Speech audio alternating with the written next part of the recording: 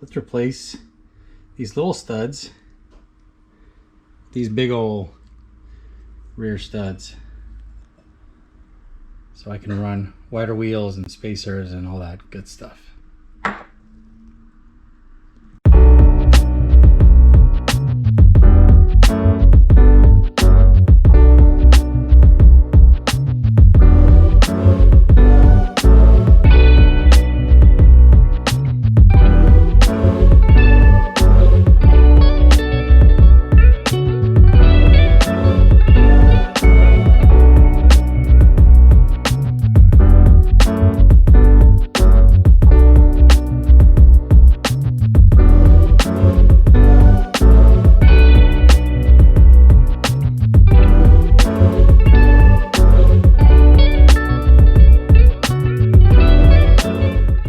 So my old Harbor Freight 12-ton bottle jack on my press decided to take a dump. So I yanked it out and replaced it with something a little more high quality. So let's see if this will do the job.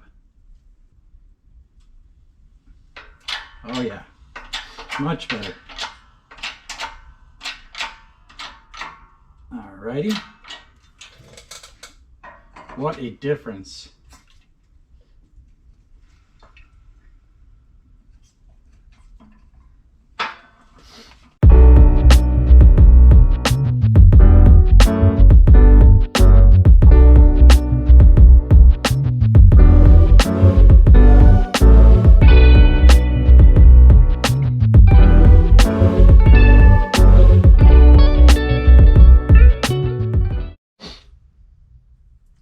Not too shabby.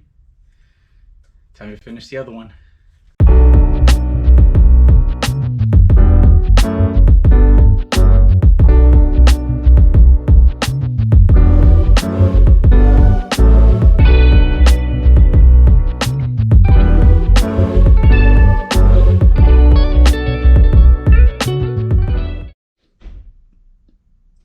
These are done. Time to put some bushings and bearings back into the trailing arms.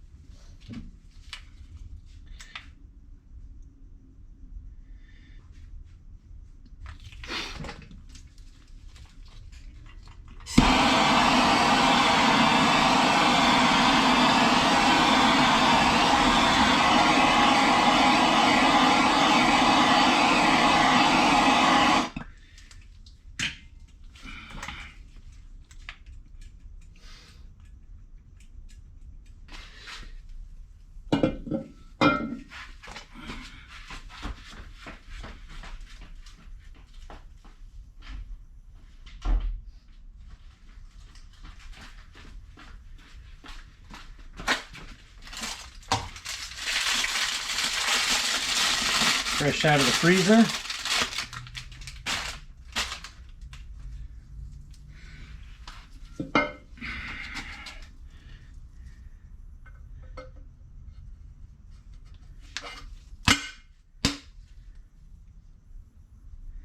Heck yeah, no press needed.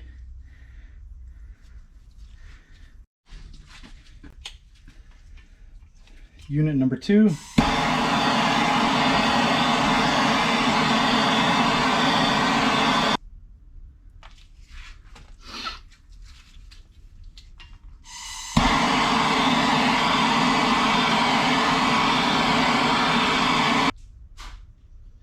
About 160 degrees.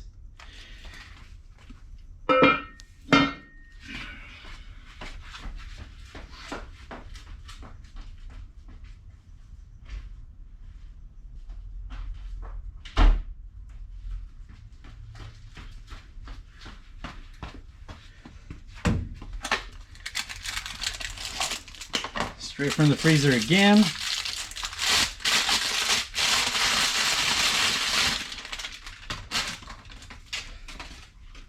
Here we go.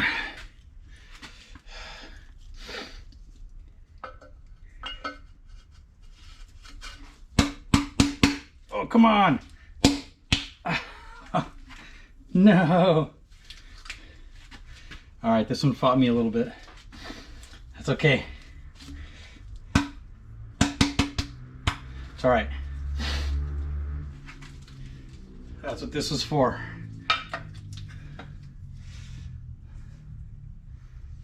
Okay. Let's see if we can make this work. Fortunately, it's already centered in the bore. Just need to scooch it down a little bit more.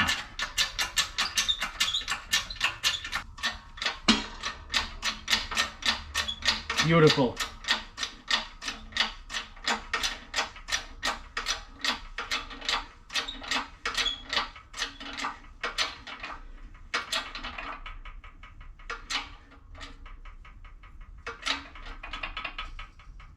And we're good.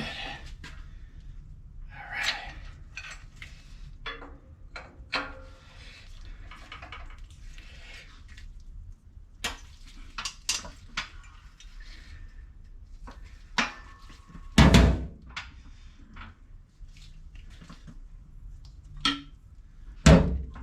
Alrighty. Nice and flush. There you go. Brand new rear bearings. Nice and flush in the rear trailing arm. Now you've seen all the methods on how to swap these out. You can either bang them out with a large drift of some kind. You can use a handheld press tool like this style. You can make your own. You can freeze the bearings, heat this up and drop them right in like I did successfully on one of them. Or you can use a press and pop those guys in with a little bit of hydraulic pressure as well onto these bushings up here.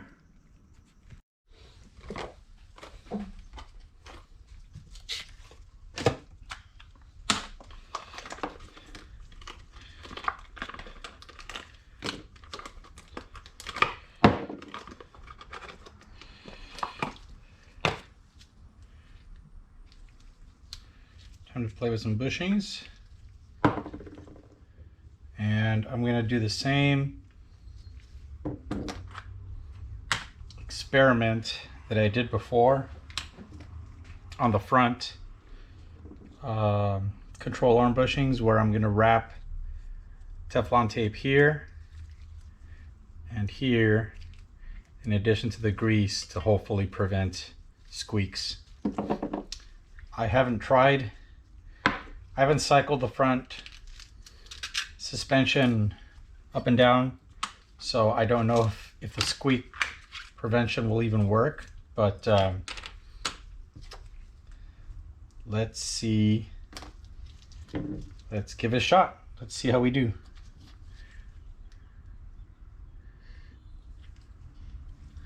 Let's see. Okay, just put a little bit here.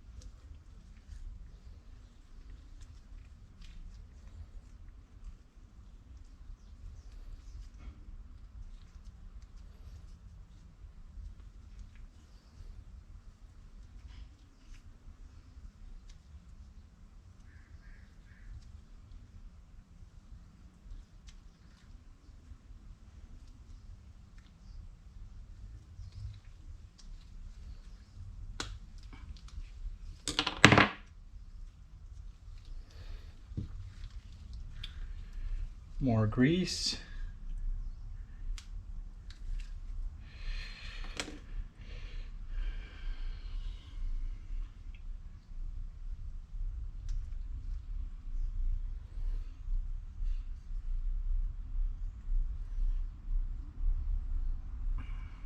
Okay, so we're winding this way.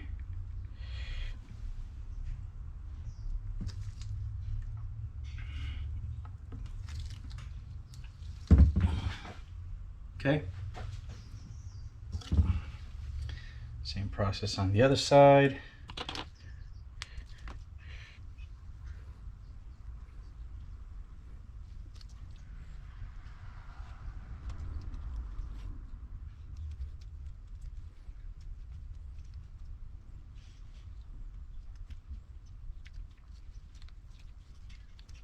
Okay.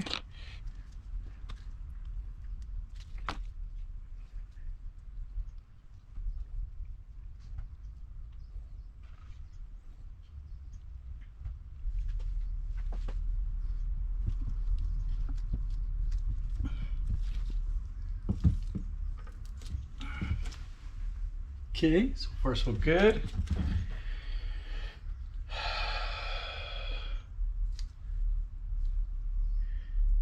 little bit of grease in the ID. Man, this stuff is really gooey.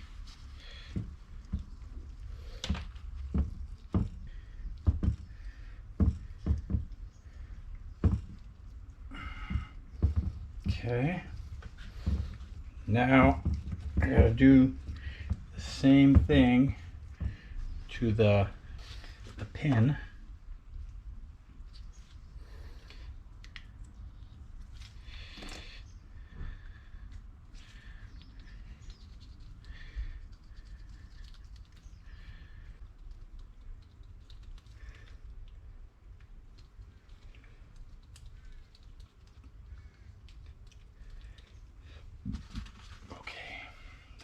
We can guide it in a little bit.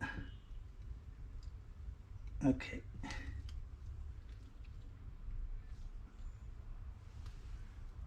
Yeah. Sweet. No press needed. Come on.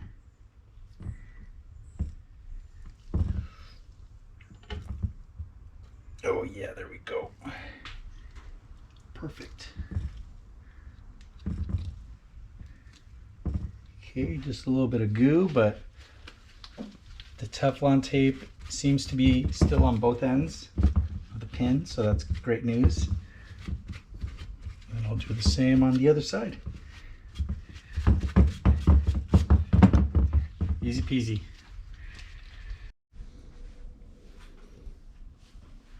Bushing's done. Fingers crossed that they are nice and quiet, along with the other poly bushes that I have in the front suspension.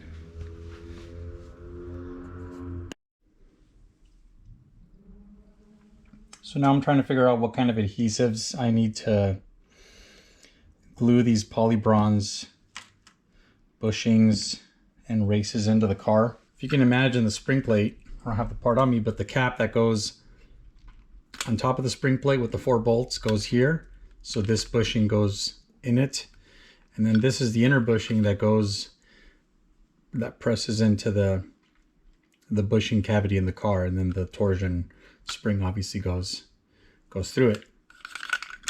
But these Elephant Racing polybronze bushings are quite interesting. They have a poly outer layer that goes into the tube and kind of conforms to the rough surface of that tube.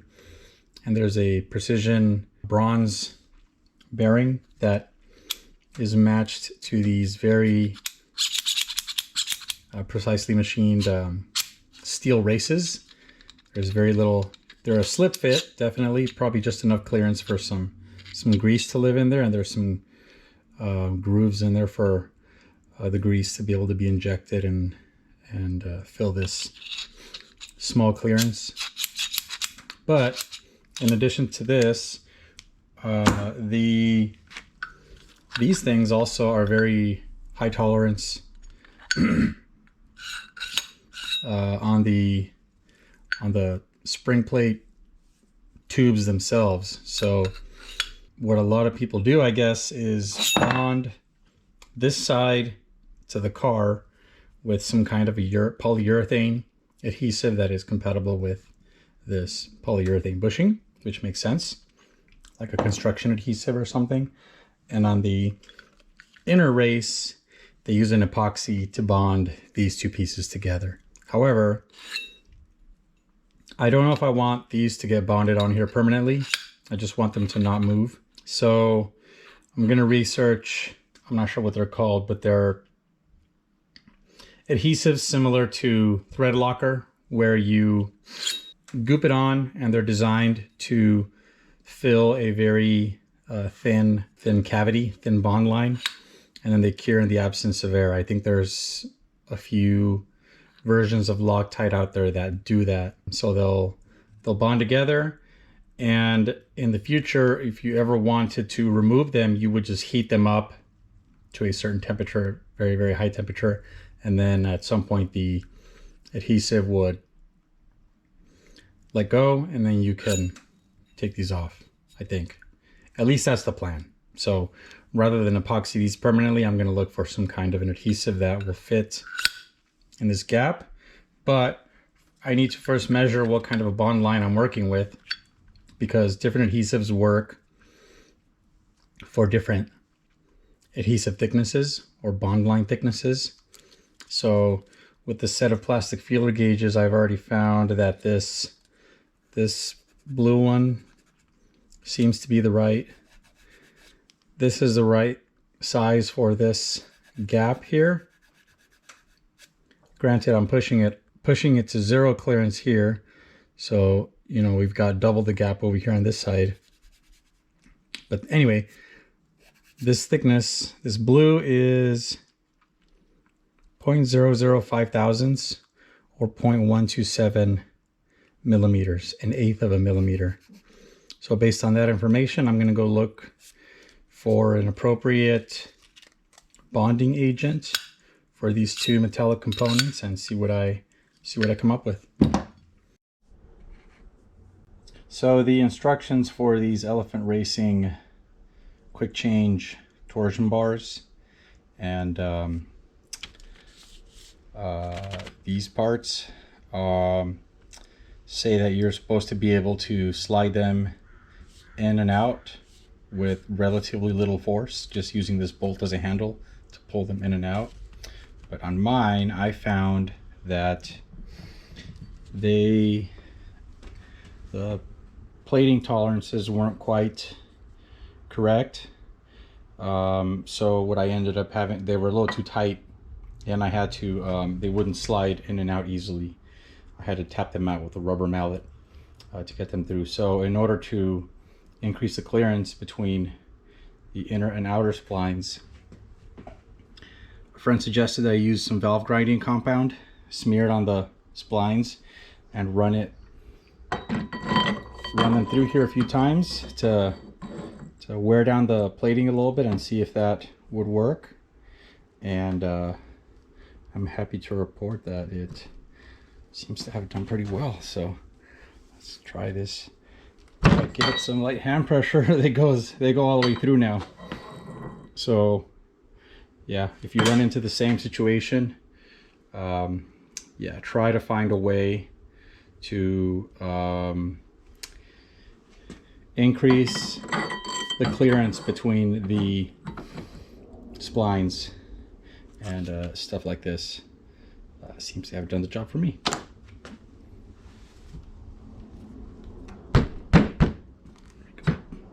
Ta-da!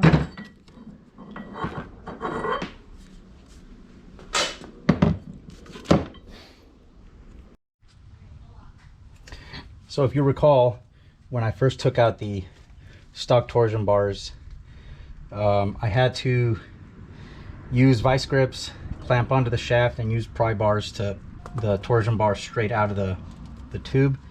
They were stuck in there pretty firmly, and mainly because I guess in some cases there's rust, but in my case the splines are greased, but there's a bunch of junk in there, and if I try to install it back in and press it in, it'll get stuck again because there's so much garbage here on these splines. So I'm gonna attempt to clean the splines on the inboard end of the tube with this little contraption here, which is just a stick for attaching a paint roller so that you can reach, you know, further up the wall when you're painting a wall. I put a microfiber over it, put a couple zip ties on it, and I'm gonna put some Purple Power degreaser and see what comes out. So insert it through the hole in the fender into here. This will be a good way to get any loose debris that might be stuck in the tube itself.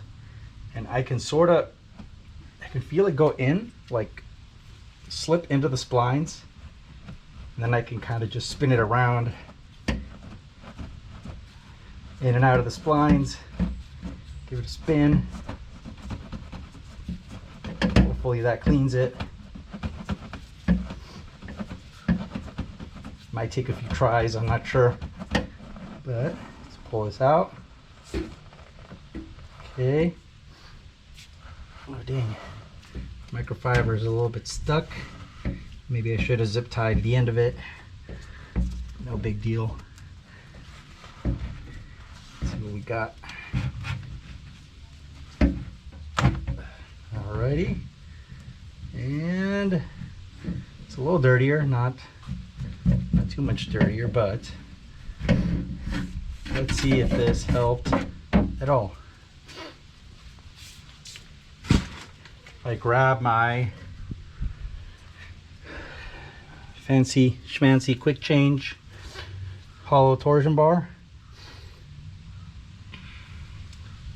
with the clean splines. These are, there we go. Now there's nothing on them. Should be able to hopefully install them, seat them in place, and pull them back out. And I know you can't see it from that view, but I can see when I'm looking through the hole in the fender, I can see the light at the end of the tunnel on the other side of the torsion bar tunnel. So it's very easy to pick up the end of the spring, torsion bar spring, line up the splines, and get it fully seated. So there, it kind of went in pretty nicely. And now,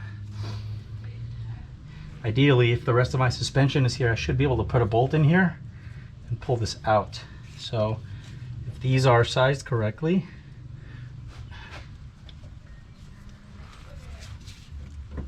there we go. Okay, this comes out pretty easily. Put it back in. All right, fully seated. I can pull it out. This is nice. Good.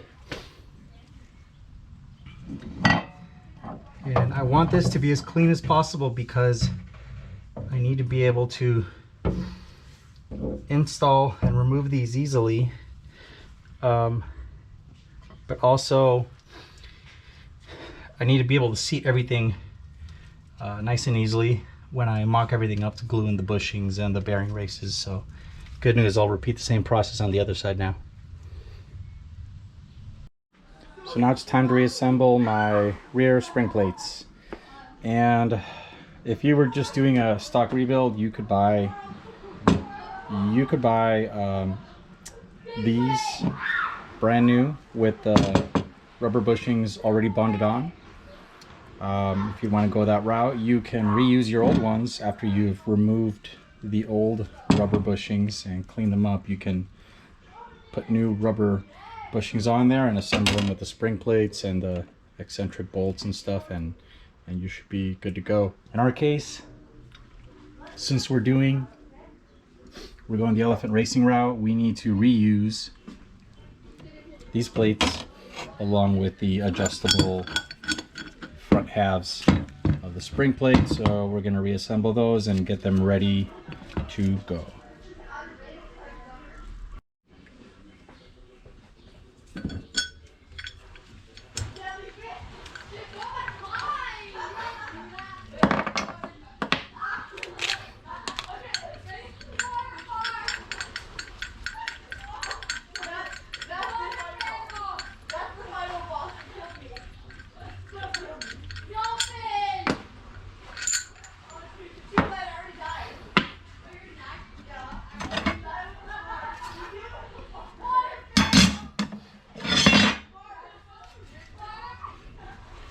One goes like that.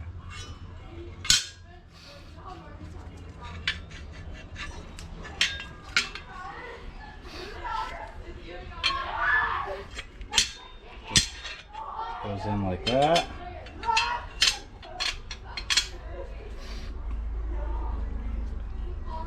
So now your adjustment will occur here.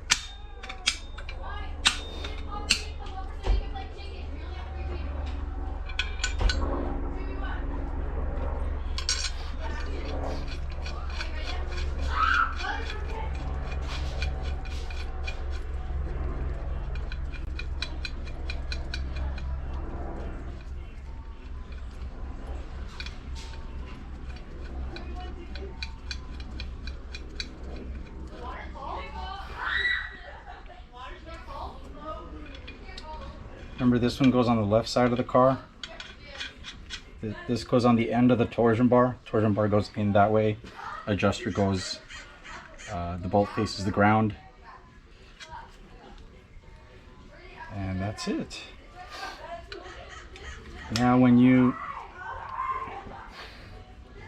with the weight of the car on this, you can crank this bolt up or down, and that will change the height here. And then once you have the height set, you can crank down this lock nut and it'll hold it in position.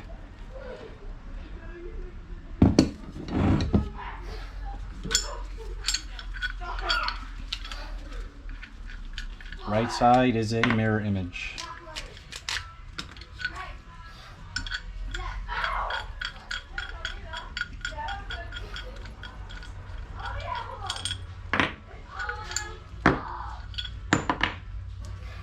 Right side.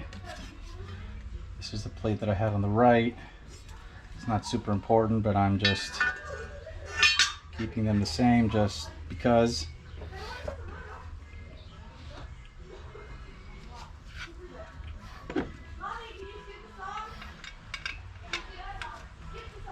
Okay.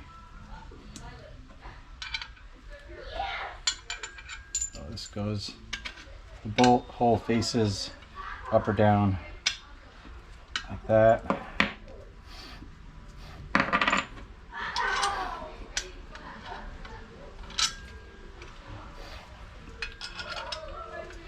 Come on.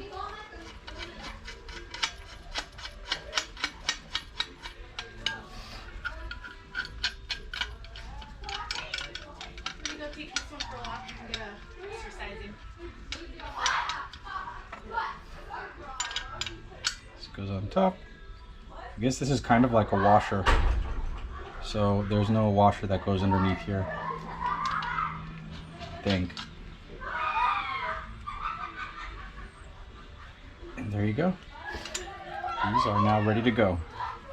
They should be mirror images. Are they? Yes, they are. Cool.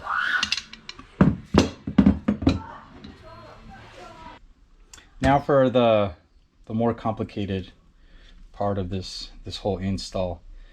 And again, if you were doing stock parts, this wouldn't really be an issue for you. Actually, if you want to use these, the Elephant Racing adjusters for a greater range of adjustment, you can use these with the OE rubber bushings. You would just put them on and pop them in the car and you're done. But because I wanted to retain the quick change setup and the ability to swap these in and out and move them and adjust them, I had to go with the polybronze bushings. Now the hard part is that all of these things need to be aligned to the axis of the torsion bars that are in the car at the moment. So if, for example, you go ahead and you bond this into the car, and then you bond the outer ones into here, and then you let them dry, and then you bond these separately onto here, and then you try to put the whole thing together, the clearances are so tight that the misalignment might not let you assemble everything correctly. And these are very tight. There's not a ton of clearance even for the grease that is supposed to go between these two metal surfaces. So in order to avoid any fitment issues, we want to be able to assemble everything on the car so that they are aligned together and that the glue dries in those positions. As you can imagine, this is, you're going to glue a race here, and then the bushing into the car, and the other bushing into this piece. So that's a lot of pieces to glue, a lot of goop and squeeze out and things to deal with. So I think what I'm going to do is I'm going to do this in two parts. I think what I want to do is, in order to retain serviceability, use some retaining compound, which is some really fancy Loctite that is for non-threaded sleeved surfaces. And what you do is you apply this stuff on here, I think on both surfaces. You slide this on and you clean up the excess, and then this stuff will cure in the absence of air. So this will be bonded to this, and that's it. It will hold these two surfaces together like glue. But in the future, if you wanted to remove them, you could heat this up with a torch. The glue should melt, and then you should be able to remove these and do what you need to do. So I think it's very critical that these get bonded correctly, and then these will go into the car.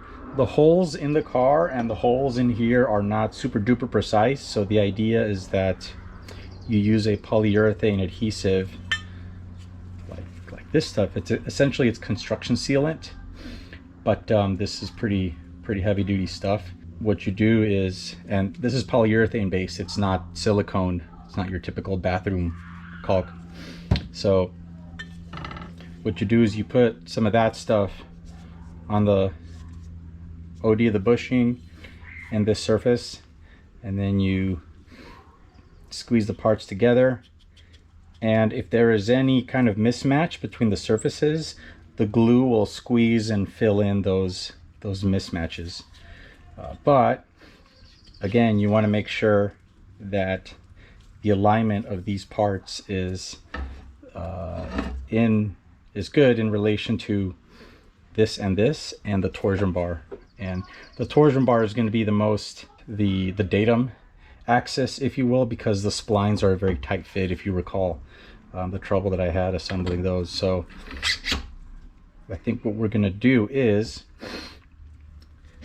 long story short, I think what I'm going to do is, step one, I'm going to glue the races onto here on both sides. And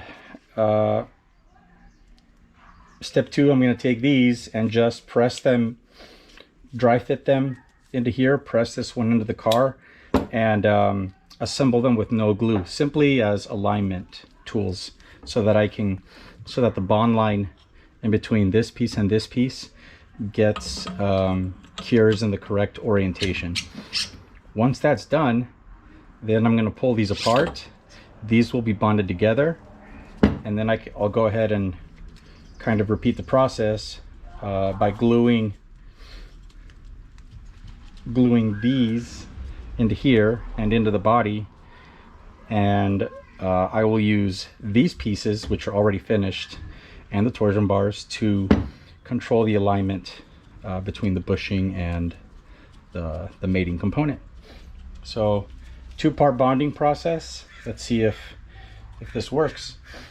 Another thing we have to keep in mind, I guess, is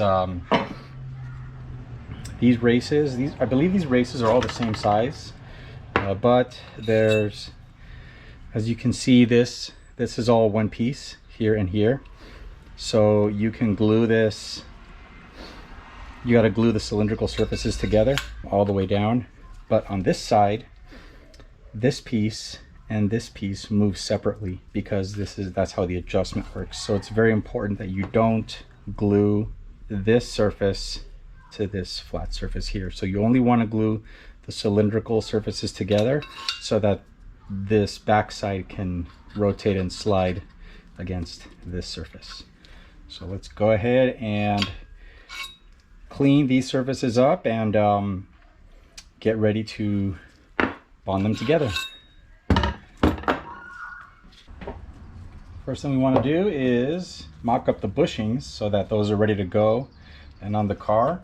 So we're going to take, these are labeled outer and inner. They just they're stamped with an O or with an I, and the only difference is that the grease fittings are pointed in different directions, inboard or outboard.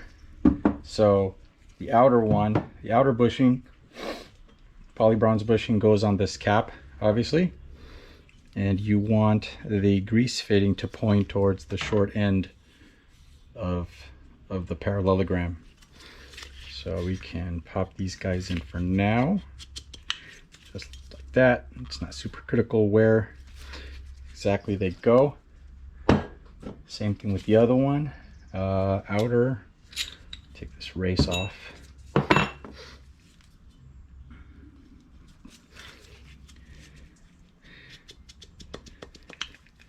Okay, 2 outers are done, and now we need to temporarily install both inners on the car. Okay, so now we want to mock up this inner one. Also has the grease fitting facing forward. I think you're supposed to kind of forward or downward. They're supposed to be staggered slightly from the other one. This might give you more room. Not sure. We'll see. Then this goes like that. You're supposed to have clearance between both fittings. What if we move it upward like that? Wow, they're kind of tough to get to. But the spring plate comes out the back here, and you can't really go above or below. So anyway, we'll figure that out later. For now, we're gonna dry fit the spring plate and see how things line up. Okay, so I've got the right side unit. Let's put the race. Let's assume these races are already bonded on here. And you use the hole in the fender to get it over the end of the spring plate. And we're gonna pick an arbitrary mounting angle, just kind of straight back. Let's see if I can get this to line up on the splines.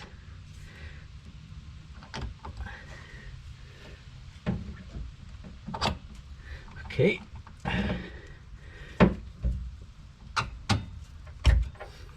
Kind of rocking it a little bit. There you go. All right. I think that is where we want to be. There are some spacers that you have to deal with in here, some shims, but we just want axial alignment. I can see the end of the torsion bar, like about this far away from the end.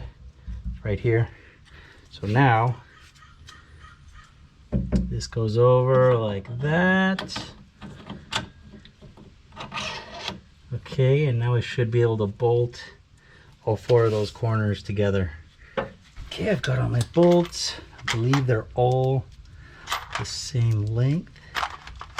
Yes, they are. Just this lower one gets the, remember, the spacer, the hard spacer, so that this rests against this. Oh, and I need a washer. Okay. This is purely a mock-up. I just want to know that everything is gonna bolt up correctly and that I can cinch everything down the way it's supposed to, so that I can glue some of these parts together.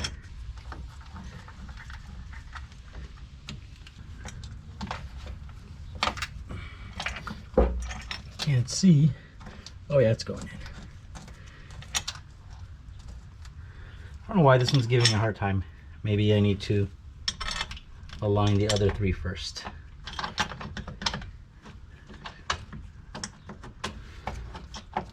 Can't see, but I think it is going in.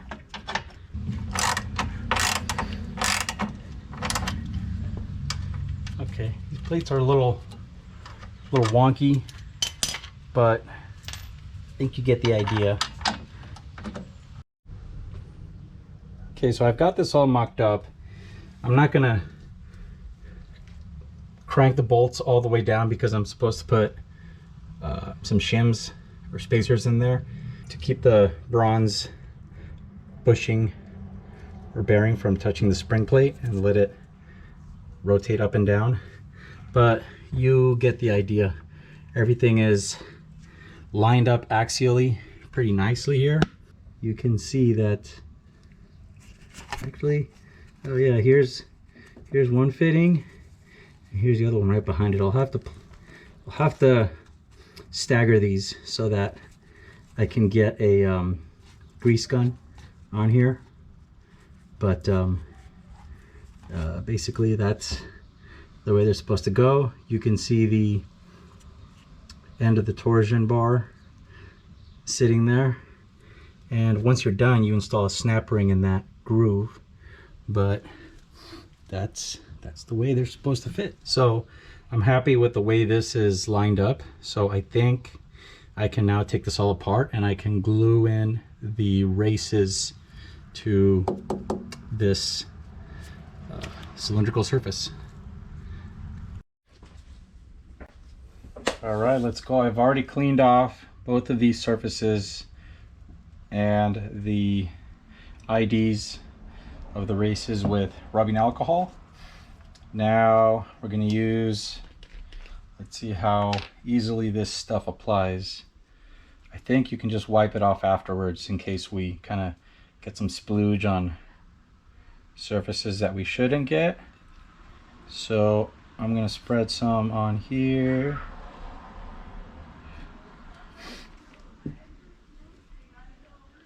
I made kind of a big mess here. Okay.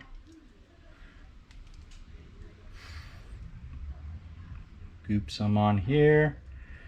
And I believe it cures overnight, so you have enough time to, you have enough working time to not screw things up, hopefully. Okay, that's on there. Hopefully it's thick enough. I'm being a little generous here because I don't know how thick this is supposed to be, but it seems to spread out into a film of similar thickness. And now same thing here. I'm just gonna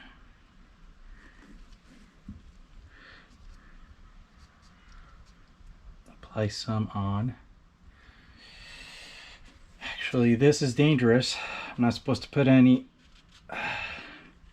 there. Remember, these two surfaces need to slide past each other, this one and this one. So I'm gonna try to keep it away from that seam. I don't want them to, I want to glue those things together and then prevent them from articulating. Okay. Alrighty, keep it away.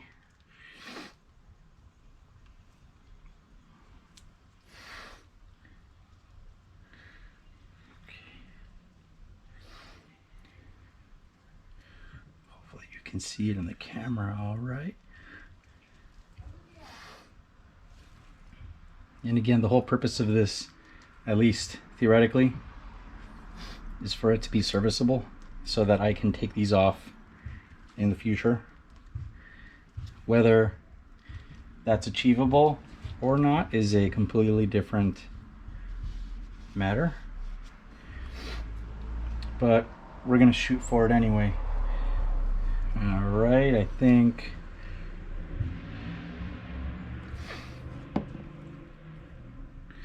boy, this stuff spreads really thin. I'm just gonna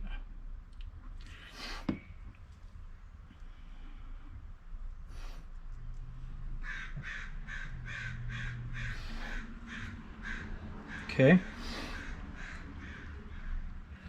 All right, now I'm gonna take this race, which already has a coating on it. Oh, it seems to move. Seems to kind of go up and down. So let's put this on, spin it around, and hopefully that's enough. There seems to be a nice little bond line there. So let me wipe it up, and I will not mess with it. Hopefully it stays there. Now I'll do the other side. Thinking actually of taping this on so that the race doesn't fly off. A little bit of painter's tape. I want the race to fall off while I'm transporting it or moving it around, so let me actually, yeah, I'm just gonna put some on here. Hopefully that does it. Put some on the other side.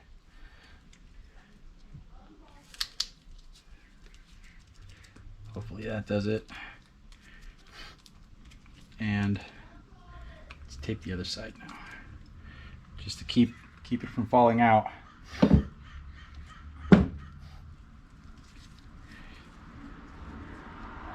Glue the other side.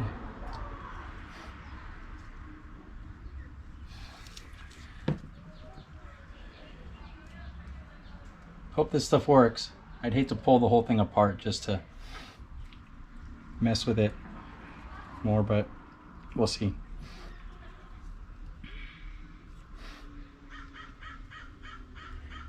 Okay. So on this side, we don't have to be as careful because these are welded together. So if I get a little bit on the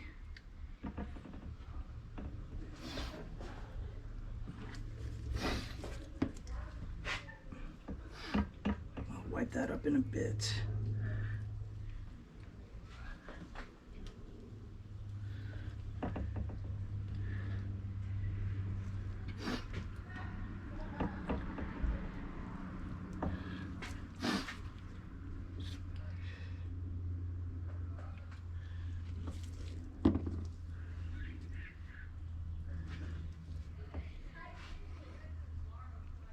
Okay, hopefully that's enough.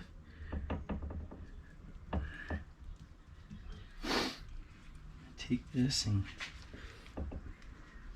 give the bottom plate a quick wipe. Don't need that much on there. Okay, now in case this wants to bond, let's put some on this conical surface.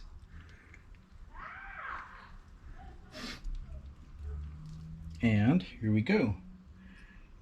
I'm about to make a big mess. Okay, all right.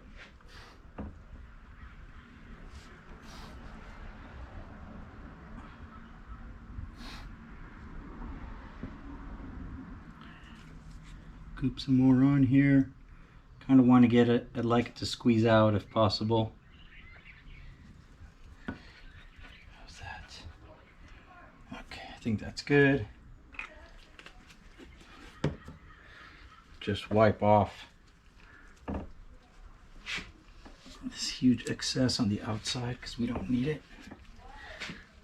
And we should be ready to put this on the car. Yeah, so this stuff, there's different ones that Loctite makes. 609, 620, 640, 660, and 680. And they work for different maximum bond lines. This one works for 680, which is 0.015 15,000ths of an inch, or 0.38 millimeters. And I previously checked this gap with a feeler gauge, and this gap falls within that range. So this green stuff should be good. Now I'm gonna go walk it to the car. Okay, here we go. Got the Loctite in the bond line. Now I'm gonna be very careful here and hopefully not ruin my bearing races. I'll go in here carefully, very carefully, and get these things to, gotta get the splines matched up. There we go. Come on, baby. Wiggle, wiggle. There we go. Everything's aligned, at least on the inside. Now we gotta put the cap on. And we take this guy, pop it on, just to align. Hopefully that centers the bearing race over this shaft to get the bond line even, and get everything lined up axially with the torsion bar.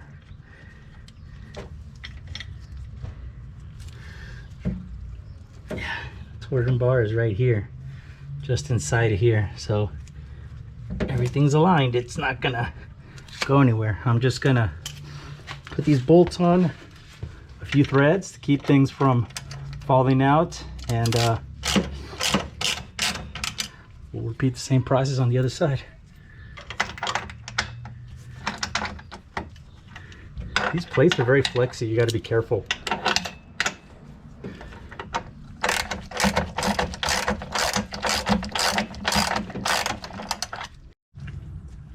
And there we go. Everything's nice and snug. And I'm gonna let it cure overnight, and hopefully the proof will be when we take this all apart, the races should be stuck to the spring plate tube, and they should not move. And if they don't move, then we'll be in great shape to move on to the next step, which is to glue the bushings, the polybronze bushings, into here and into the body. But I'm going to go repeat the same process on the other side and let the bearing races cure overnight. So it's been 48 hours, and I took the spring plates off to evaluate how well the races glued on here, and I'd say they're on pretty good. This green stuff is pretty tenacious. It seems to cure on kind of gooey. These are you're looking at the bottom.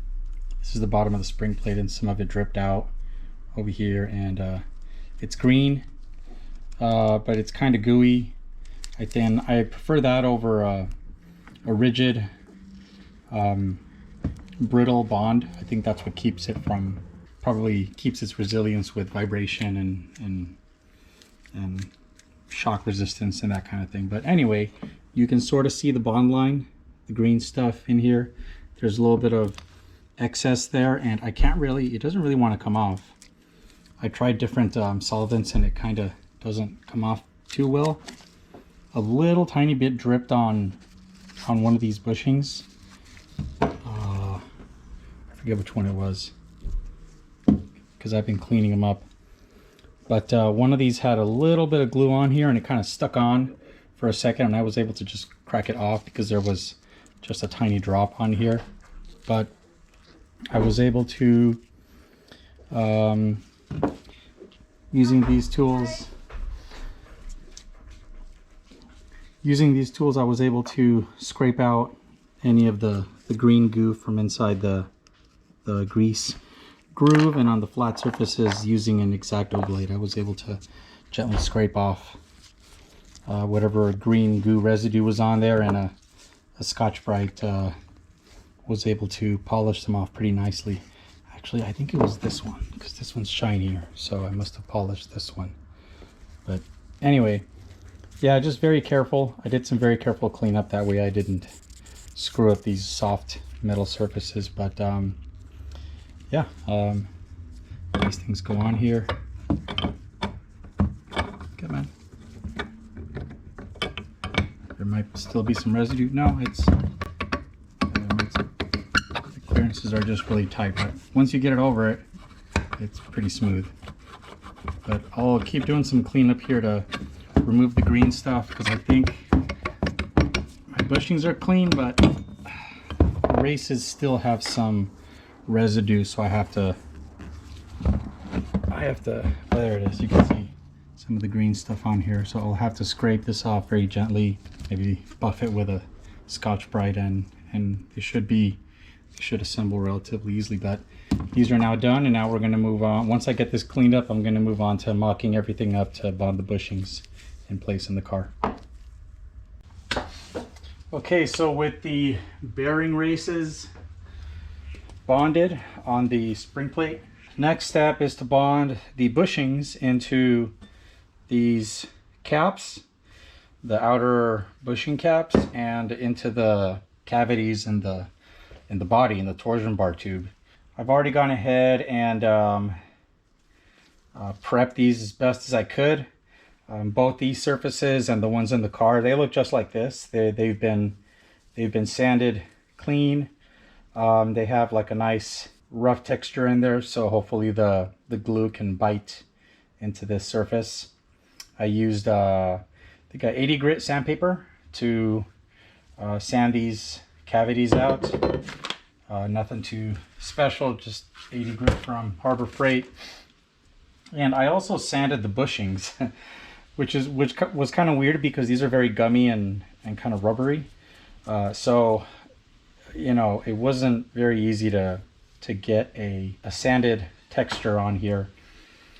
So I did the best I could and just kind of sanded, and you can kind of tell that there's a bit of a sanded, scratched surface on here, but I did that on all 4 bushings and wiped everything clean with acetone.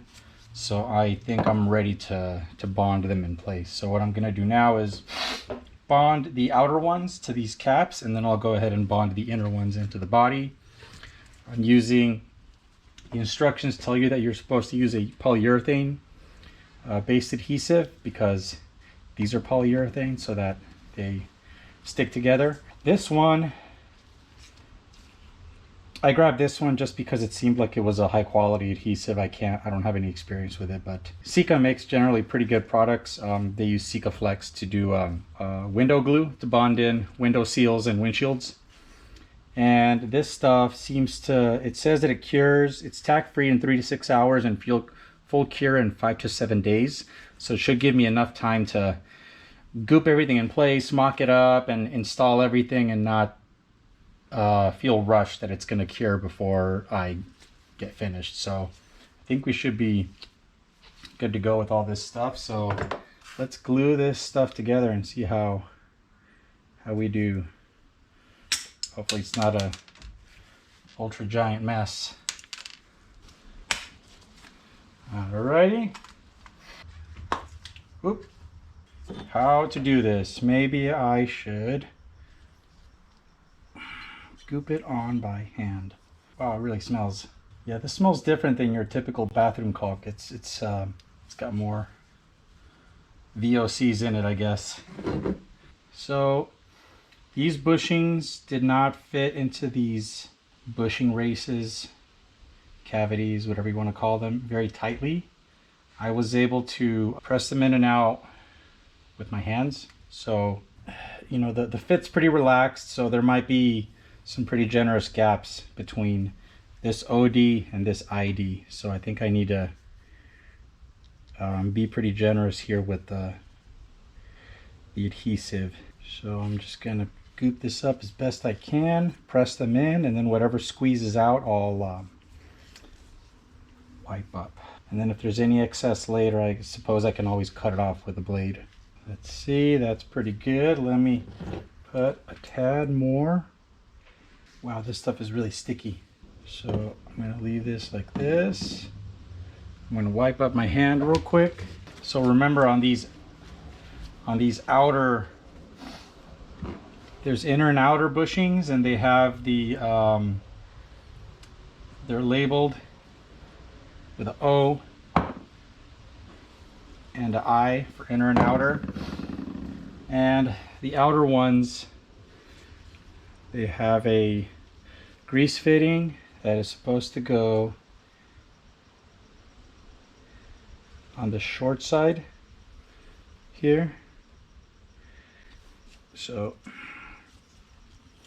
press them in. See how easily it goes in by hand.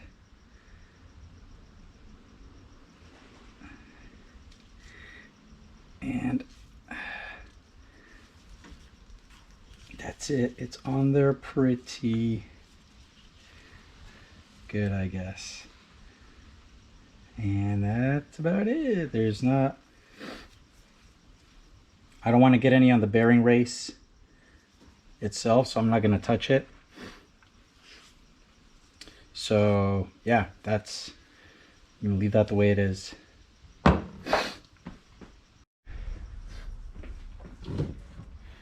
I'm going to do the second one.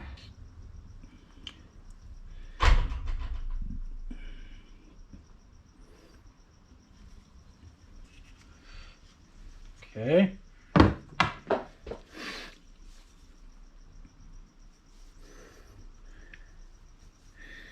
Ooey gooey gluey. Okay, this is pretty generous. It's like cake batter in here. All right. Outer. This is the other outer one. It's going to point like that.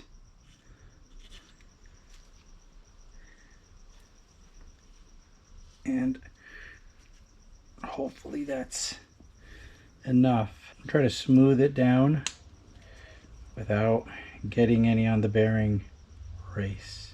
This is my first time ever installing these. I don't know how good this is going to turn out. I just know I've experienced gluing things together, and I know that bond prep is very, very, very important to make sure that things, all the bonding surfaces are clean, not contaminated, to get things to bond correctly and not fail later. So I'm doing the best I can, just with general best practices, to, you know, keep things clean and hope that the bonding will not fail in the field. Time to go glue the inner ones into the torsion bar tube on the car. So for now, we'll let these sit and go make a mess on the car. Just gonna goop it on as best I can.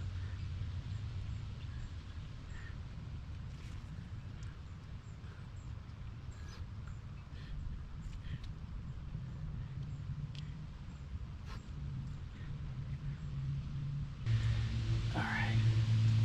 Whoop.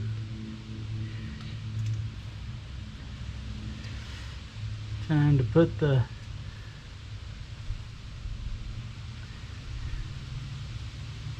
cake frosting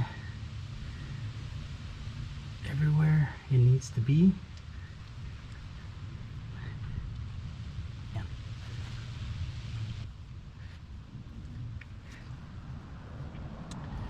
Okay, I think that's sufficient. There's quite a bit in there. Oh god, every surface I touch keeps getting more messy, so I'm better off not touching any more things and just popping the bushing in. So on this inner one, the grease fitting is also supposed to point forward, just like the outer one. I'm gonna point it forward, then once I install everything, I'm gonna clock it downward just a bit so that they're offset from each other a few degrees, and that should be hopefully enough. Spin this around, get a lot of stuff on there evenly on the surfaces as best we can.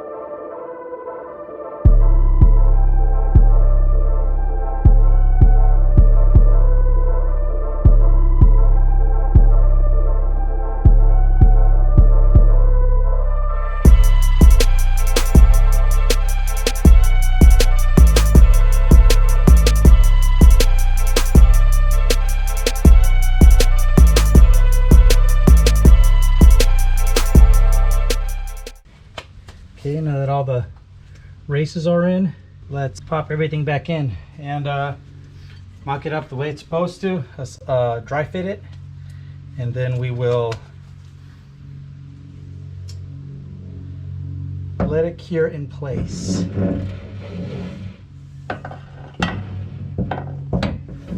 Let's see here. Put this guy back in.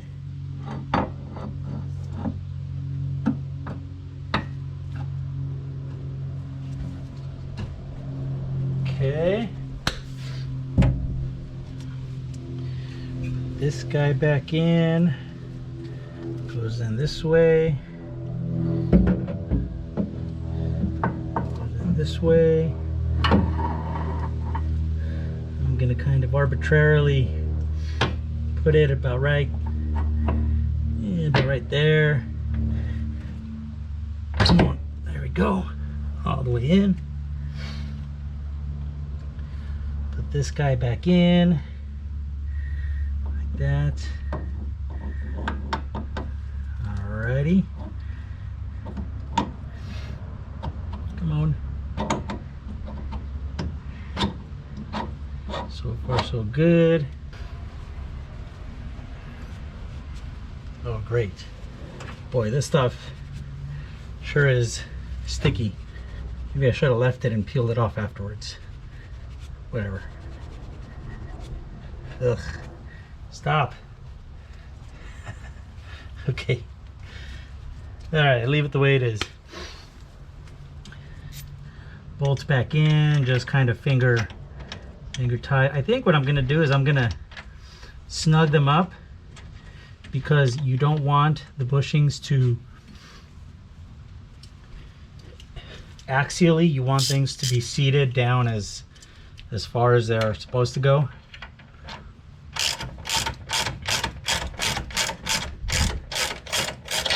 So I'm gonna tighten these enough to get things snug. You know, I don't know why this, for some reason this side, I think this plate might be a little tweaked, because this plate always gives me a little more trouble compared to the one on the other side, and I don't really understand why. But we're not cross-threading anything, so it's fine. Everything threads in nicely, but if the holes were just a smidge bigger, then everything would assemble nicely.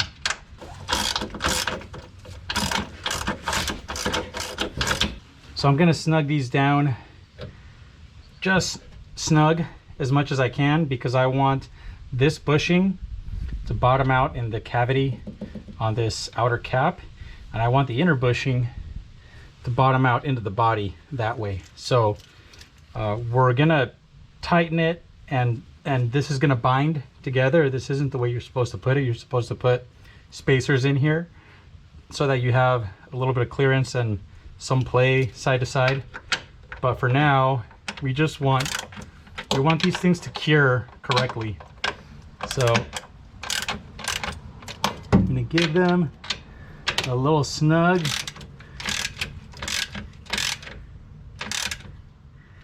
Yeah, like that.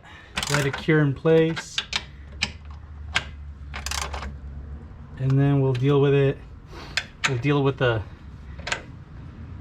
axial cross car play adjustment later. Alright. I can feel them turning each time I do a crisscross tightening.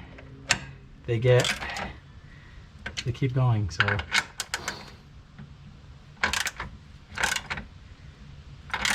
alrighty. I think we're bottoming out now. Yep.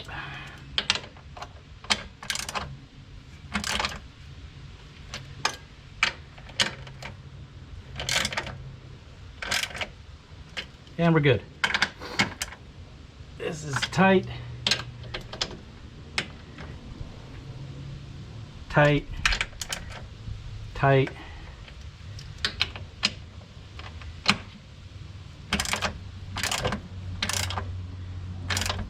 And tight. All right, on to the other side.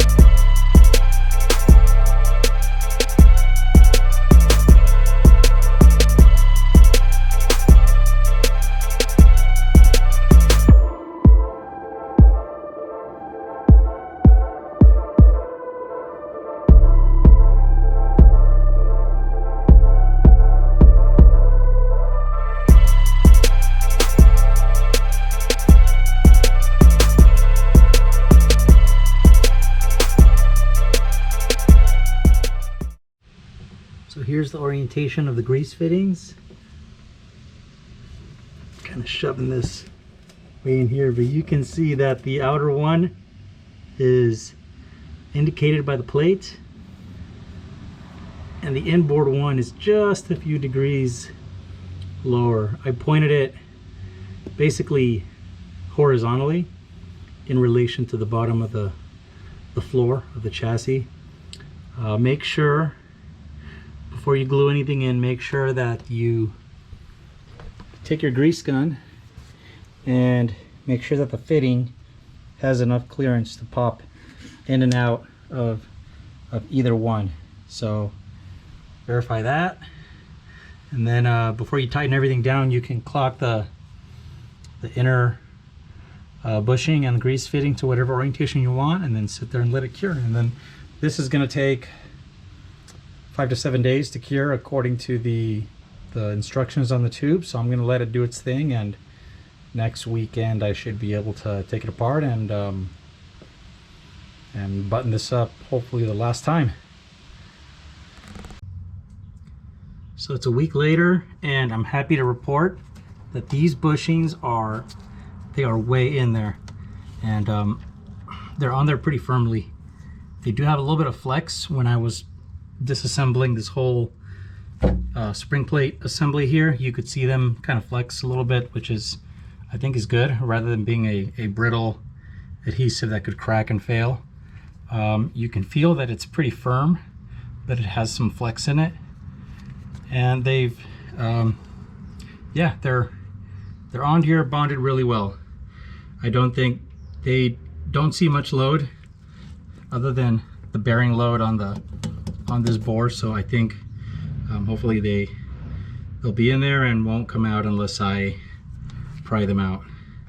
And the ones on the outer cap are also installed quite nicely and firmly, and yeah, there's no way these guys are gonna spin around on their own. Remember, we took the time to do some nice bond prep to make sure the surfaces had a little bit of a texture to them so that the adhesive could bite, as well as cleaning off all grease and contaminants to let this polyurethane stick really well. So these are good to go. Everything should be aligned. These are aligned to the torsion bar. These are aligned to the torsion bar. So now everything should assemble nice and easy on the car.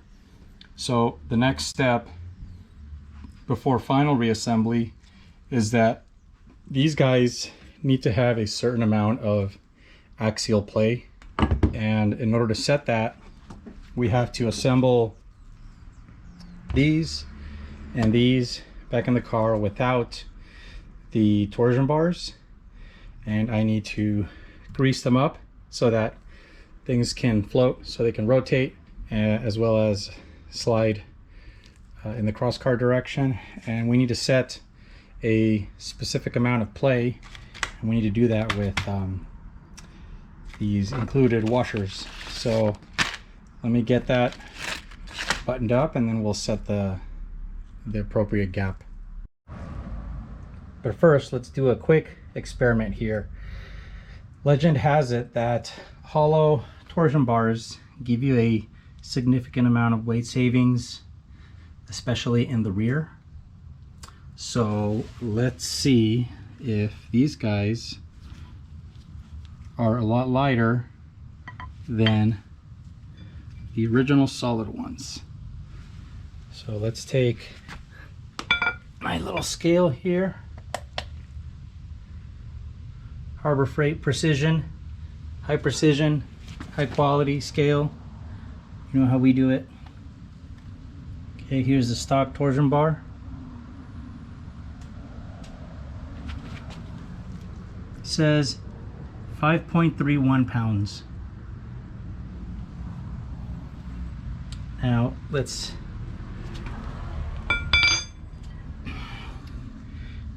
put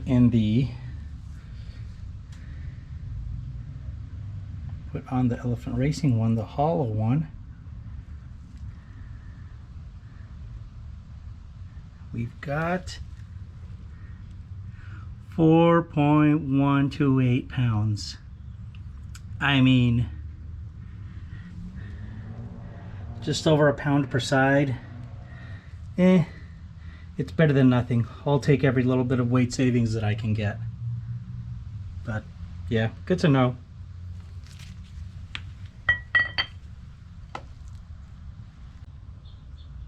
Okay, so now I'm gonna install the spring plates in here without the torsion bars. Before I do that, I'm gonna give everything a quick pre-grease. I just pumped some grease out of the gun, and I'll give it a quick pre-lube here in the meantime to get things kind of moving. Using the grease fittings, I'll have to pump more grease into each bushing more thoroughly. This is high pressure moly grease that you're supposed to use in this application. I'll put a link to the stuff that I'm using in the description.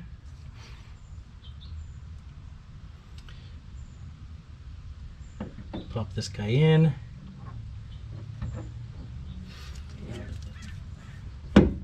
Nice. Okay. Now on this guy, I'll do the same thing. Remember, you want to grease. See how these bearing races have a cylindrical and a conical face. This conical face fits into here. So you want to make sure that you grease both surfaces. Man, this stuff smells bad. Here we go. Additionally, you're supposed to have 1.5 millimeters plus or minus 0.75 millimeters of lateral play. As a starting point, set an initial amount of play. Put these on. Let's go. Okay. I'm gonna put one washer underneath each one of these bolts to space this cap outward, because I can, without these spacers, I know that I can bind this plate between the two bushings. So I'll do that first.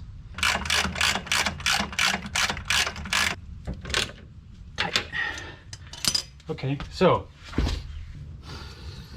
this is good news because this is supposed to rotate freely. That's great. But now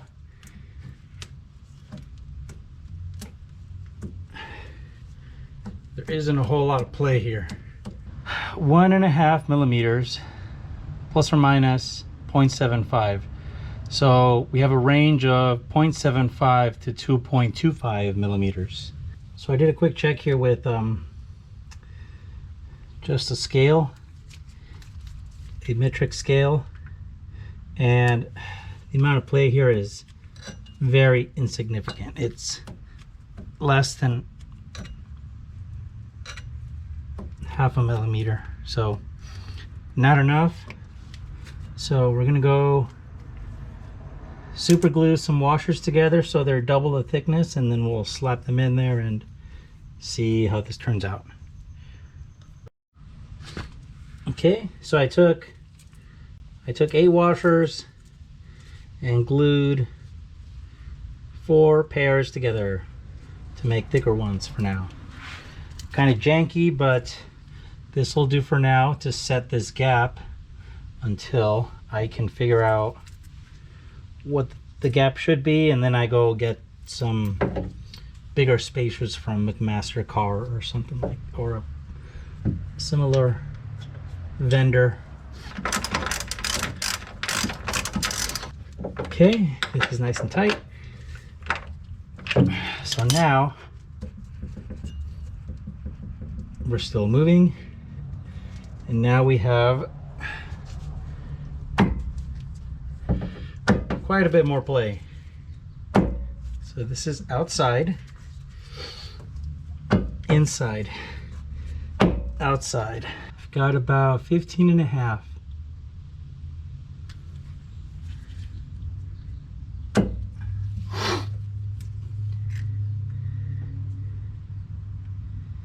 Here I've got about 13.5. So I've got 15.5 to 13.5. So I've got 2 millimeters of play.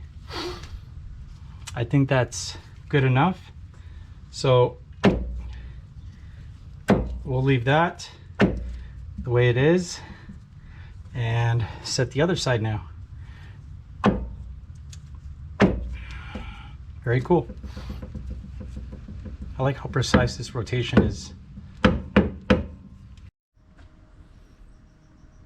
Okay, so before we put these torsion bars in, let me give you a little review on some pet peeves that I have with these elephant racing units and the hollow ones. And they're beautiful, they're plated, they're hollow, they're a little bit lighter. But as you've already seen, this plating was a little thick, so I had to use the valve grinding paste to to kind of wear this down a little bit and get them to fit into the spring plates. No big deal, I was able to get through that. Another little pet peeve was that these things are supposed to be quick change. They have this little threaded insert so that you can thread a bolt in here and pull them out.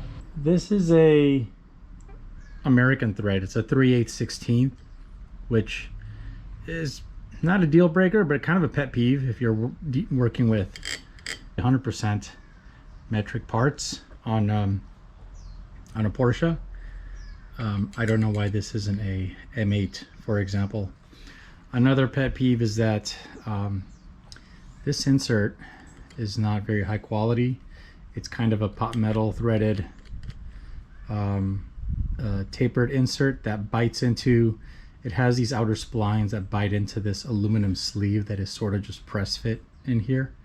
And by press fit I mean not very press fit.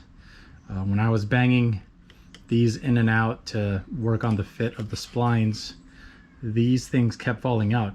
They kept falling out that way, coming out the other end of the torsion bar, which I didn't appreciate very much. I thought these should have been thought out a little better. But what I guess what I'm gonna do in the meantime is, since I know I'm gonna push and pull these to get them, you know, to seat fully on the inside before I index these to whatever angle I need to, I'm gonna need a handle.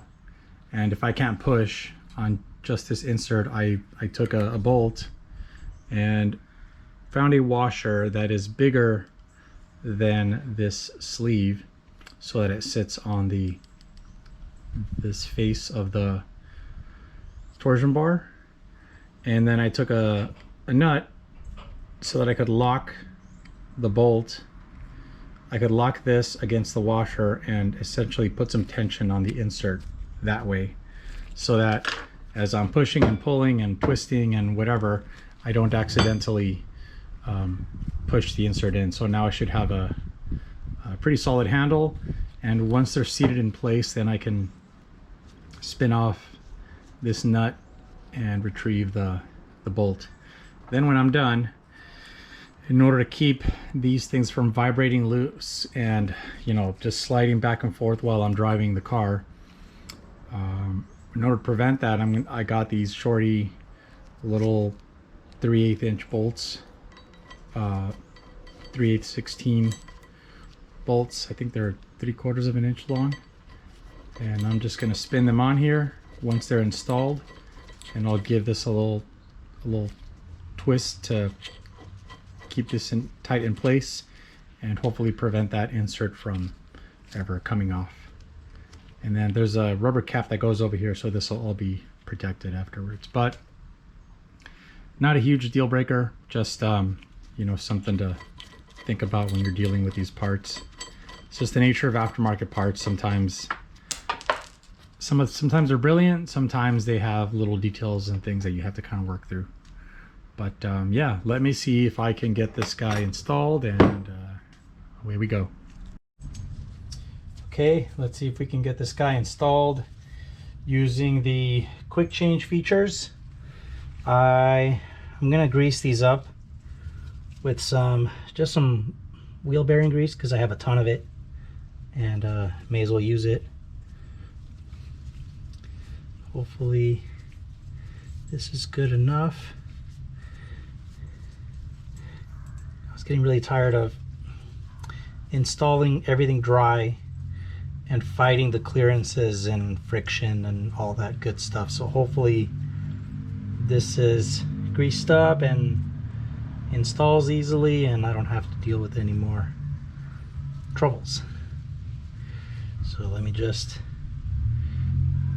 get this lubed up properly and pop it into the hub.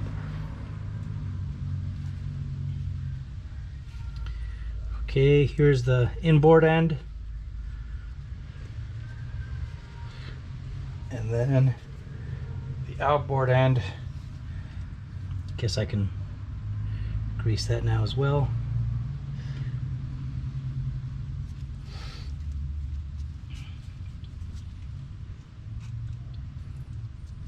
Okay. I am unsure of how much grease I'm supposed to use here right now. So this is what we'll do for now, and we can always add more grease later, thanks to the open ends of the cap here.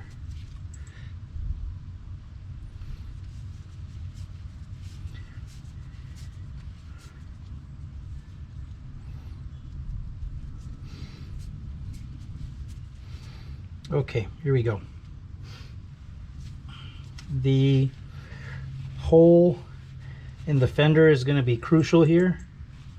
So I'm going to insert this end first. The narrow end should clear everything with no issues. It's a little bit narrower. Okay, off we go into the wild blue yonder.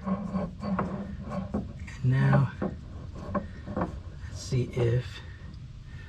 see how easy this is to install.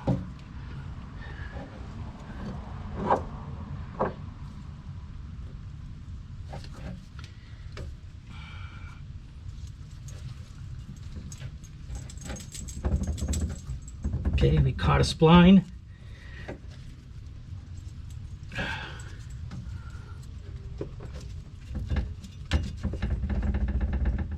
Right. The thing is, yeah, it's difficult to push it in as usual. What if I use a tiny bit of persuasion? Just a smidge. Man, these things are not as quick change as originally thought.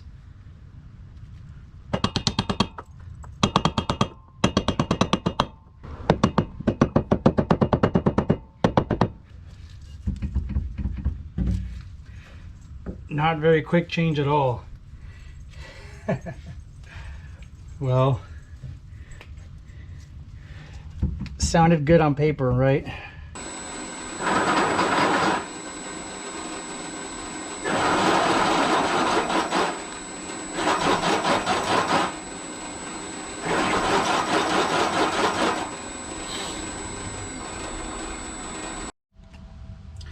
Okay, so these quick change torsion bars are starting to piss me off. As you just saw, I wasn't able to press them in all the way. I mean, it was kind of going in, but I've got the wrong angle set here, so I figured, okay, let me pop them out so I can set this angle, and then I'll pop them back in and use the quick change feature the way it's supposed to be used. And there's no load on here, and I still, this little threaded insert with the slip fit bushing started pulling out, so I can't even take this out using the feature as it was designed to do. So all right, so whatever, I'm gonna undo these bolts, take this cap off, pull this off, and hopefully then at that point this will release. But once I get the torsion bar out, I'm gonna have to set this guy back in place with some retaining compound. So hopefully that will do the trick and keep this glued to this so that I can at least pull them out, since I can't push them in. So whatever, I'm starting to kind of regret this purchase, but whatever, let's keep going, and we'll see. I'll give you a final judgment on the elephant racing stuff at the end of the install.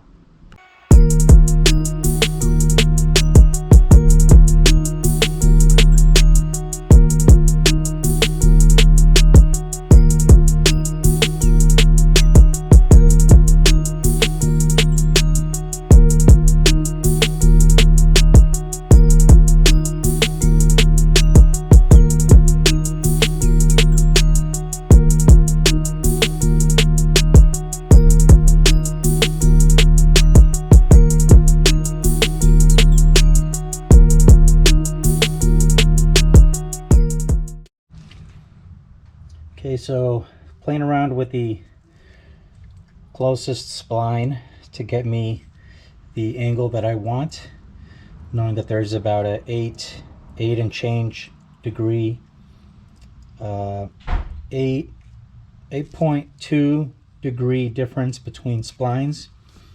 This is the closest that I could get it back to the original 32. I'm not sure if you can tell from the screen there, but I'm looking at about 36 degrees. So 4 degrees needs to go 4 degrees down, so it's going to be a little taller than what it was before. I'm going to leave it there because I have this screw, the height adjuster screw, set more or less halfway, and the instructions say that, you know, when you get back to the wheel center line, this adjuster allows you a +1 inch, -1 inch height adjustment in the back. And I don't want to go higher, but I can definitely go a little bit lower. So this will put me at a little bit higher, and I'll adjust this down to wherever it needs to be. I really don't want the back to be slammed anyway, so I think I'm okay with the way it is, and I'll set the other side in exactly the same fashion, and I'll bolt this back up, and we'll keep moving along. So I finally got this side all buttoned up at the right angle, and I'll spare you my pain and suffering and frustration, but what ended up happening was, after I set the angle and got the spring plate mounted in the spline that I wanted to, I put this back on, put the bolts into place, and for some reason, now that the torsion bar is in place or something, I don't know why, but I was having trouble putting these bolts in. Now that's just on my car. These holes are, for some reason, they're a little more jacked up than the ones on the other side. Couldn't tell you why. But these two bolts up here threaded in very, very, very easily. The bottom two were very tight, and I think this plate is flexing and was causing the holes, the through holes here, to be slightly displaced. So I ended up having to ream the holes out a little bigger to get the bolts to go through, and the bolts were still giving me trouble down here. No issues up here, but down here they were tight. Also, remember, in the free state, this spring plate wants to sit a bit lower, about halfway down the diameter of this bolt. So I ended up having to get my handy dandy floor jack here and picking this up ever so slightly, just enough to get the end of the spring plate to clear the bolt and bushing path, and then I was able to get them through and threaded. But I did have some difficulty in getting these lower two through. I managed to get them in with some anti-seize, but now everything is back together. You may not have to deal with this on your car. Not sure why this side is giving me trouble. I think the threads are just gunked up with crud and whatever, and who knows, it's a 200,000 mile car, so go figure. Anyway, you've already seen how to set this angle and how to bolt everything back up. Now I'm going to go ahead and do the other side now.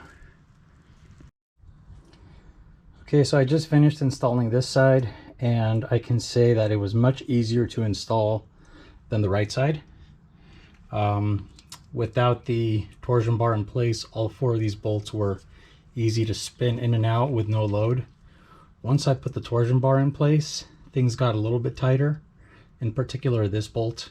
Once you have the torsion bar and the spring plate pushing against this bushing, it deflects the bolt and puts a side load on it that makes it difficult to thread it in. So just like the other side, you got to put a little bit of preload with the jack up here to unload this bushing, and then you can get things started and bolt it in. Now, I guess maybe it was an overreaction earlier, but I guess the answer to whether or not you should install aftermarket parts or not is that to remember that when you are installing very high precision components, just like these spring plates and bushings and torsion bars are, with very tight tolerances and things having to be installed in alignment to each other, otherwise issues can occur. If you install high precision parts onto a non-high precision car, it's going to make the rest of the car a little bit difficult to deal with in terms of assembly. So I guess this is par for the course. That's why I was having so much trouble installing these bolts, but there's nothing wrong. Doesn't mean the parts are bad. You just have to work through the installation process and the nuances for your specific car. You may not have any trouble installing these. You may have more trouble because, again, these cars are hand built. The sad part about this is that this so-called quick change feature may not be so quick change after all, so I may not be able to take advantage of swapping these torsion bars in and out as easily as I originally thought, which is tragic because that's kind of the whole marketing angle that this company uses to sell these. But I digress. This is all good to go. I haven't final torqued these, but I will in a bit. Now I've got the torsion bars more or less centered side to side. There's about 1/4 of an inch between the torsion bar and the outer step on that side too. Now remember, don't forget to install the snap ring in here so that the torsion bars can't escape. As the suspension loads and unloads, the spring plates move side to side. These torsion bars are also going to naturally move side to side within their range of travel. So the snap ring is designed to keep them from ejecting on either side, and then you put the other rubber cap that goes on top. One last detail before I forget. After you put the snap ring back in, I put a very short bolt, I think it's about 3/4 of an inch long, and a washer. The washer is bigger than that aluminum insert that's inside the torsion bar, so that I could lock the threaded insert that's inside against the end of the torsion bar. And that's because since these are just kind of press fit inside of the torsion bar, I don't want those things to rattle out with vibration and end up sliding back and forth along the entire length of the torsion bar and making noise while I do a spirited canyon run or autocross or something. So hopefully this little band-aid fix will keep them from rattling around, and also will keep dirt and junk from falling in there in the interior of the torsion bar. And if I ever need to, I can just take this out and hopefully use the thread and a longer bolt to be able to pull the torsion bars out. And then you take this little handy dandy cap that came with the kit, pop it on, and hopefully they stay on there for some time. But they're next to these hot oil lines, so I'm not sure what their lifetime is going to be, but better than nothing, I suppose. Now onto the trailing arms.